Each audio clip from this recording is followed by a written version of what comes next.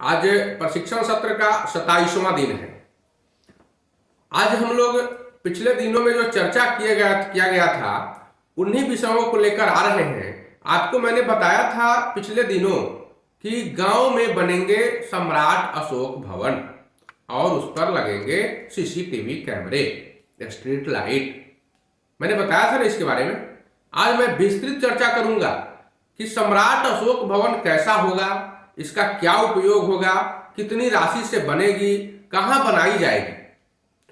तो शहर की तर्ज पर अब प्रत्येक गांव में भी सम्राट अशोक भवन बनाने की योजना पंचायती राज विभाग ने दिया है।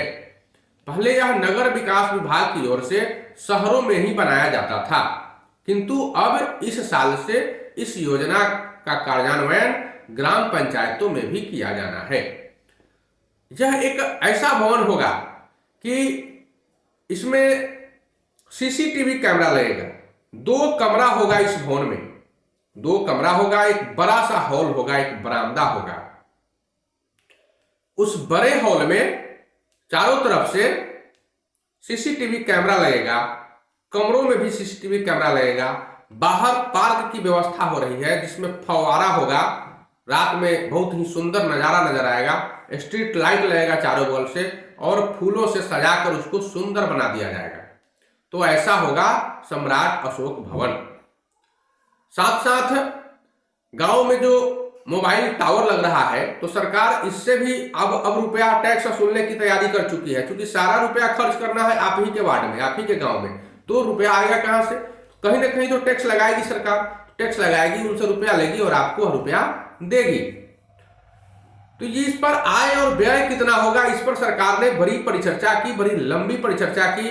विधानसभा में भी पंचायती राज मंत्री सम्राट चौधरी ने घोषणा कर दिया।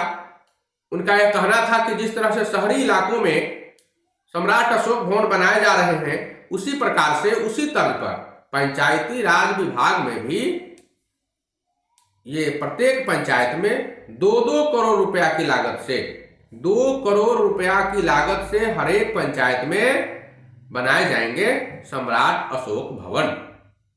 तत्काल यह उन पंचायतों में बनाया जाना है जहां पहले से पंचायत सरकार भवन नहीं बना हुआ है, और इसके बाद जहां बना हुआ है वहां भी बनाना है। राज्य के 8000 से ऊपर पंचायत हैं। अब कुछ पंचायतों को नगर पंचायतों में भी शामिल कर लिया गया है, तो 8000 से अधिक पंचायत है अभी भी, और सभी पंचायतों में एक एक करके यह भवन, इस भवन का निर्माण कराया जाएगा, सम्राट अशोक भवन का निर्माण कराया जाएगा। होगा क्या इस कार्य में? तो इसका कार्य होगा, इस भवन में लोग करेंगे, जैसे शादी ब्याह के मौसम में आपको अब कहीं विवाह भवन नहीं मिल पाता है या किसी के घर पर जगह नहीं है, छोटा सा दरवाजा है, उसका खिलाने के लिए लोगों को जगह नहीं है, तो वो लोग इस सम्राट अशोक भवन में थोड़ा छोटा सा एक किराया लगेगा, उसको चुकाकर और शादी ब्याह का कार्यक्रम उसी में संपन्न करेंगे। खास तौर पर सरकार की यही नजर है, मतलब इसी के लिए स्पेशल बनाया जा रहा है कि आपको कोई मीटिंग करना हो, बैठक करना हो, किसी कार्यक्रम को आयोजित करना हो, कोई सांस्कृतिक कार्यक्रम का आयोजन करना हो या फिर शादी विवाह करना हो, तो उसके उन सभी के उद्देश्य से बहुउद्देशीय भवन होगा। सम्राट अशोक भवन जो होगा बहुउद्देशीय भवन होगा और उसी भवन में यह सब कार्य आप संपन्न करा सकते हैं। वहां पर कैमरा इसलिए लगाया जाएगा कि कुछ असामाजिक तत्व भी आते हैं। शादी ब्याह के मौसम में जब भीड़ लगती है तो असामाजिक तत्व आते हैं, गलत अश्लील गाना बजवा लेते हैं, मारपीट कर लेते हैं, दारू शराब पी कर आते हैं। तो ऐसी परिस्थिति में सीसीटीवी कैमरा जो होगा उनकी हर गतिविधि पर निगरानी रख सकेगा। क्योंकि शहरी इलाकों में भी पहले कचरा प्रबंधन का काम बहुत पहले से होता आया है, अब ग्राम पंचायतों में भी यह यूनिट लगाया जाना है, करना है। तो जो कार्य धीरे धीरे शहरों में हो रहा है वह कार्य धीरे धीरे अब गांवों में भी पसर रहा है, गांव की ओर आ रहा है। सभी वाणिज्यिक गतिविधियों पर टैक्स लगाने का विचार सरकार गांवों में भी कर रही है, क्योंकि गांवों में भी टैक्स लगाया जाएगा, गांव से टैक्स वसूला जाएगा, तब तो गांव का विकास होगा। पैसा आएगा कहां से? 1300 अभी तक पंचायत सरकार भवन जो था वह पिछले साल तक बन चुका था। अब इस साल तक इसकी संख्या लगभग 4000 तक पहुंच चुकी है। शेष जो 4000 बचे हुए हैं, अब उनमें सबसे पहले 15 अगस्त को या फिर गांधी जयंती के अवसर पर, उम्मीद है कि इस बार 15 अगस्त हो या गांधी जयंती के अवसर पर सरकार जो है वह इसको सम्राट अशोक भवन बनाने के लिए अपना ऐलान कर देगी। तो बहुत जल्दी यह भी कार्य आपके पंचायतों में भी होगा। सभी पंचायतों में आरटीपीएस काउंटर भी खोला जाना है। पंचायत सरकार भवन है, वहां पंचायत सरकार भवन में अगर नहीं है तो सम्राट अशोक भवन में आरटीपीएस काउंटर में अब आपको जाति, आवासीय, आय प्रमाण पत्र, राशन कार्ड हो या फिर पेंशन का कार्य कराना हो, सारे कार्य जो होंगे अब आरटीपीएस काउंटर वही खुलेगा आपके पंचायत में और वहीं से सारे कार्य कराने जाने हैं। भू राजस्व विभाग का आपको रसीद कटवाना हो, जमीन का लगान, जमाबंदी का रसीद कटवाना हो तो वह भी आपको आरटीपीएस काउंटर पर ही कटेगा। सारी व्यवस्था हो रही है। धीरे धीरे समय लगेगा थोड़ा, क्योंकि एक बार पैसा सरकार के पास तो है नहीं। आप लोग तो खोजते हैं कि सरकार घोषणा कर देती है, कार्य नहीं करती है, तो कहां से कार्य करेगी सरकार। आप भी सोचते हैं कि इस साल हमको यह काम कर लेना है। आप सोचते हैं कभी कभार कि इस साल हम जमीन लिखा लेंगे, बेटा बेटी का शादी कर लेंगे या फिर कुछ और घर बना लेंगे, नया काम कर लेंगे। लेकिन ऐसा होता है कि आप भी कभी कभी फंस जाते हैं, क्योंकि जहां से उम्मीद रहता है आपको कि यहां से इतना रुपया इस साल आना है, तो हो सकता है कोई कारणवश वो रुपया आपको नहीं मिल पाए। उस परिस्थिति में आप क्या करेंगे? जो सोचते हैं वो कर नहीं पाते हैं और आप सरकार को हंस देते हैं कि सरकार ये सोच रही थी, ये कह रही थी, घोषणा कर दी, पेपर में निकल गया और एक काम नहीं हो रहा है। तो काम कैसे होता है भाई?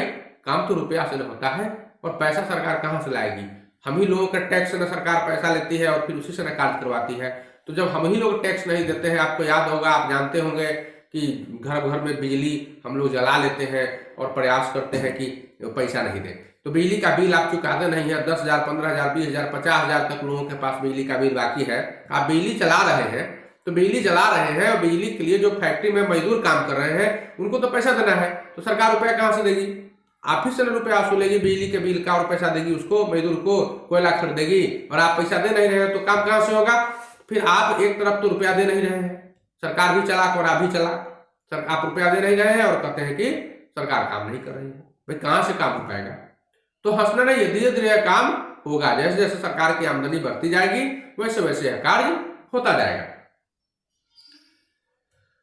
यह भी हुआ है इस बार कि 1500 वार्ड लगभग अभी छूटे हुए हैं और बाकी सारे वार्डों में लगभग नल जल का काम भी पूरा हो गया है। अब देखे होंगे आप लोग कि जहां जहां नल जल का पाइप लोगों ने सड़क को क्रॉस कराया है और काट काट कर छोड़ दिया है। कहीं भी कोई भी व्यक्ति उसको पीसीसी को जब तोड़ा है ना तो उसको फिर से पीसीसी नहीं कराया है, उसको ऐसे ही तोड़कर छोड़ दिया है, सड़क को खराब कर दिया है। सरकार इसके लिए मेंटेनेंस पॉलिसी बना रही है। हर हाल में 15 दिन के भीतर सड़कों की मरम्मत कर देनी है काटने के बाद, नहीं तो अगर कंप्लेन हो जाएगा तो फाइन हो जाएगा। काटने वाले व्यक्ति पर जुर्माना लगाया जाएगा कि आपने सड़क को क्यों काटा है और फिर डैमेज सूट का केस होगा पैसा नहीं देने पर। तो ये सब परिस्थिति आएगी। सरकार विचार कर रही है धीरे धीरे, और अगर आप ऐसा नहीं करते हैं तो फिर आप पर एफआईआर भी किया जाएगा।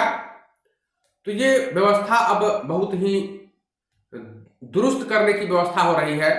जब तक आपके नल जल में पानी नहीं निकलेगा और लोग पानी नहीं पिएंगे तब तक आपके उस कार्य को अधूरा माना जाएगा, उसको पूर्ण नहीं माना जाएगा। तो इस तरह से मंत्री जी ने यह भी बताया पिछले दिनों कि लगभग 2,58,734 जनप्रतिनिधि हैं बिहार में और इन सबको सरकार मानदेय देती है। आपको भी 500 रुपया महीना में देती है सरकार। तो केंद्र से जो सहयोग मिल रहा है उसी राशि से ना आप लोगों को भी मानदेय मिलता है। पिछले बार 13वें वित्त आयोग में 4968 करोड़ रुपया सरकार को प्राप्त हुआ था इसके लिए। 14वें वित्त आयोग में भी लगभग 19,000 करोड़ के आसपास रुपया मिला था सेंट्रल सरकार से, और इस बार भी रुपया काफी मिलेगा, जिसमें से इस कार्य पर मतलब सम्राट अशोक भवन पर खर्च करने के लिए लगभग 11,000 करोड़ रुपया सरकार ने अपने बजट में इसका प्रावधान किया है और 1600 वर्ग फीट में यह घर बनाया जाना है। तो इस तरह से बड़ा ही सुंदर व्यवस्था सरकार करने जा रही है। आप इसके लिए भी तैयार रहिए, क्योंकि सब कुछ आप लोगों के ही माध्यम से, आप लोगों के ही सहयोग से किया जाना है और आप लोगों के लिए ही किया जाना है। तो आप ही लोग इसका लाभ भी उठाएंगे। फिर अगले दिन जो होगा हम आपको सार्वजनिक शौचालय की बात बताएंगे। सार्वजनिक शौचालय हर वार्ड में बनाया जाना है और ये स्पेशल इसका फंड आपको मिलेगा। स्पेशल आपके खाते से बनना है। तो सार्वजनिक शौचालय कैसा बनाया जाना है, कहाँ बनेगा और क्या उस पर भी यूजर चार्ज लगेगा, चलिए इसके बारे में हम लोग अगले सत्र में विचार करेंगे।